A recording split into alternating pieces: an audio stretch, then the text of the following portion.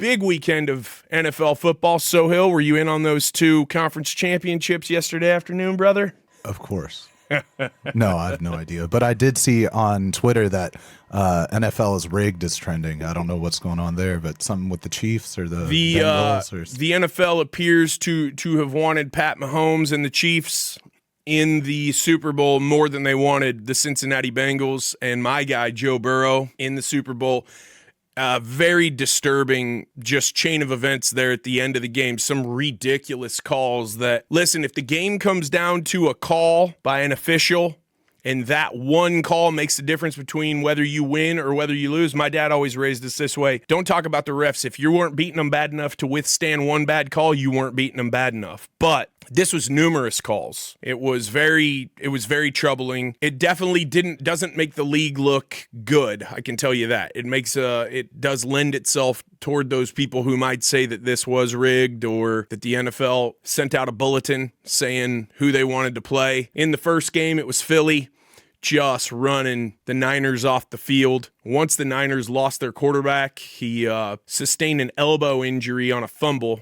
He's back to throw the ball, and before his arm came forward, he got hit by the end, right ulnar nerve, some sort of ulnar nerve malady that made it so he couldn't really throw. So their passing game went out the window early in the game. They had second-string quarterback also get injured. They had to put Christian McCaffrey in as the emergency third stringer. So they were down to running the ball and relying on that defense, and that defense is great. But, man, Philly looks tough. And those Philly fans are tough to stomach, especially if you're a Cowboys fan. I'm not. But I know there are a lot of them here in Dallas, and it looks like Philly could be well on their way to another Super Bowl here in just a matter of a few to several years, which is not going to be something that Cowboys fans are going to be a big fan of. The cool thing about this game, if you don't already know, you will know, because these 2 guys are probably the loudest 2 players on their respective teams. Travis Kelce and his brother Jason Kelce play for each team. Travis plays for the Chiefs. Jason plays for the Eagles. Travis is a tight end, and Jason is an offensive lineman, and they will both talk.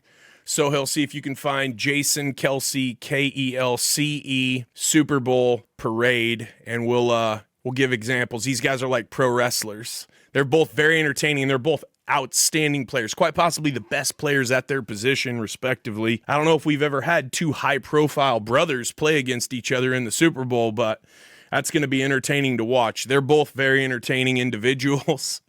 What about the Mannings? Yeah, they never played against each other in a Super Bowl, and they're also nowhere near as entertaining as the Kelce brothers.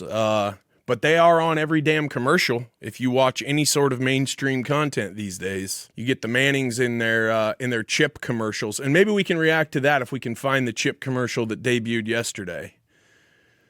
Here he is. He's all dressed up. Well, I didn't see him for over a year. 2 years ago, when they made a decision, he came out of there a different man. He came out of there with a purpose and a drive to make this possible. And I saw a different Howie Roseman.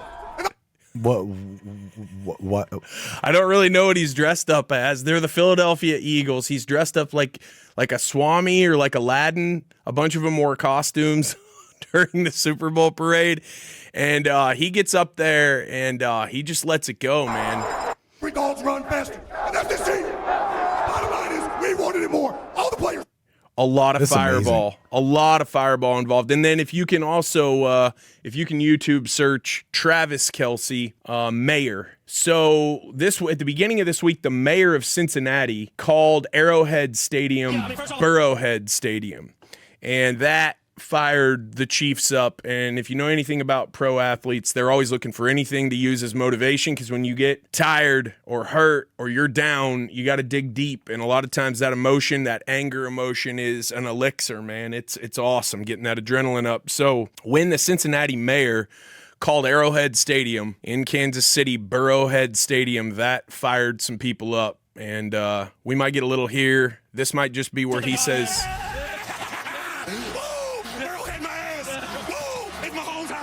he says, Burrowhead my ass. What's Burrowhead mean? So Joe Burrow is the Bengals quarterback. Gotcha. And so the Cincinnati mayor poked the bear, and Travis Kelce, maybe they'll play it after this on that. I don't know. He healed my body this week. No, it won't be on this one. It'll be on Travis Kelce Mayer. He goes WWE The Rock in that's it right there. That one where Jim Nance has the mic in his face. Words for that Cincinnati mayor. Know your role and shut your mouth, you jabroni. Wise words for that.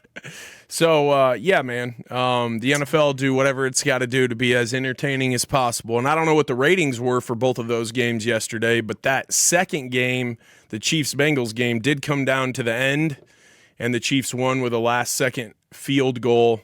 Some questionable calls in the last couple of drives, but the Chiefs got it done.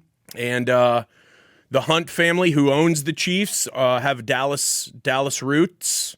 They own the Dallas Texans back in the day, and so it's good to see the Lamar Hunt Trophy being presented to Clark Hunt, Lamar's son.